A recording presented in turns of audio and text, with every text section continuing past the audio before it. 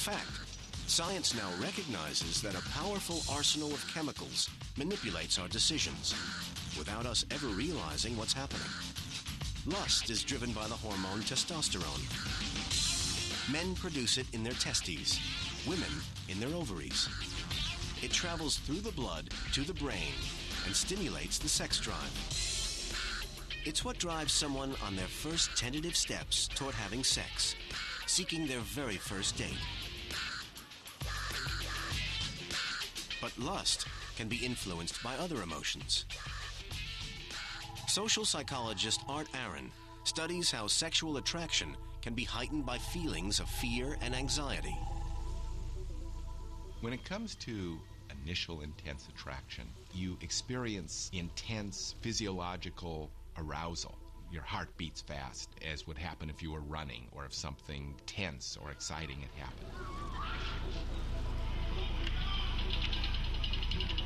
These feelings are similar to those caused by fear.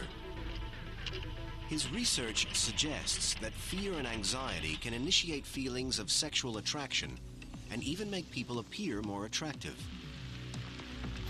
Aaron puts his theory to the test by conducting some, literally, high-level research.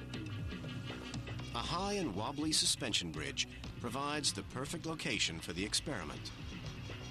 A female researcher stands in the middle of the bridge, a spot chosen as likely to induce a rush of excitement or fear. She stops passing men and asks them to complete a questionnaire. The questions are not particularly special, but at the end of the interview, she hands each man her phone number in case they have any further questions about the study. Thanks so much. In the second stage of the experiment, the researcher changes locations, this time to a low, solid, and perfectly safe bridge. Again, she asks passing men to answer the questionnaire. Again, at the end of the interview, she gives them her phone number.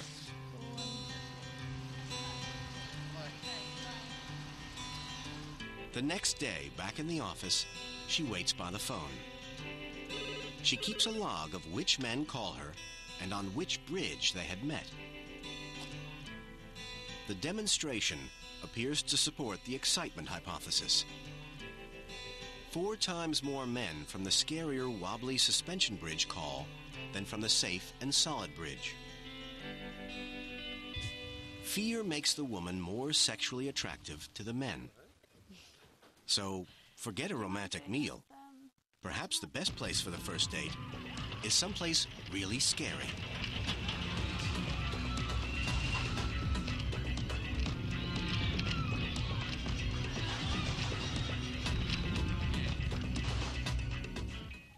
Evolutionary psychologist Jeffrey Miller researches how sexual selection influences humankind's levels of intelligence.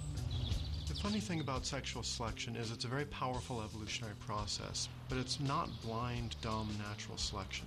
It's driven by our tastes, our pleasure, what we find attractive psychologically and physically about other people.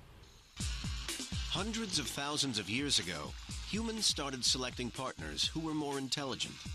As a result, intelligence began to grow in our species. We don't just grow brain for survival, we grow brain to attract other brains as mates. The evidence that our brain evolved by sexual selection comes from something biologists call the handicap principle. The peacock's tail is the classic example. Such a large, colorful tail takes energy to grow, resources that could otherwise be put to survival.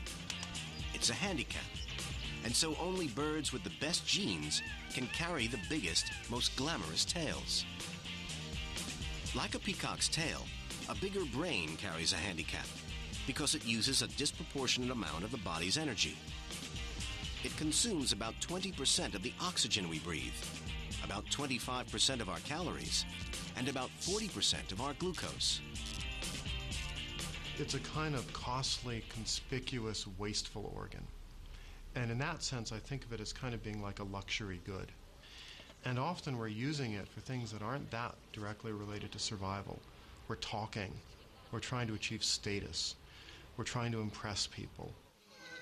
Miller argues that human intelligence and our creativity are the result of our long history of sexual selection.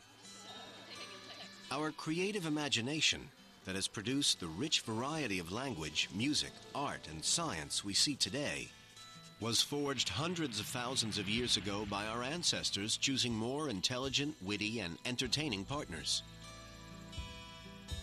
And when we choose a partner, the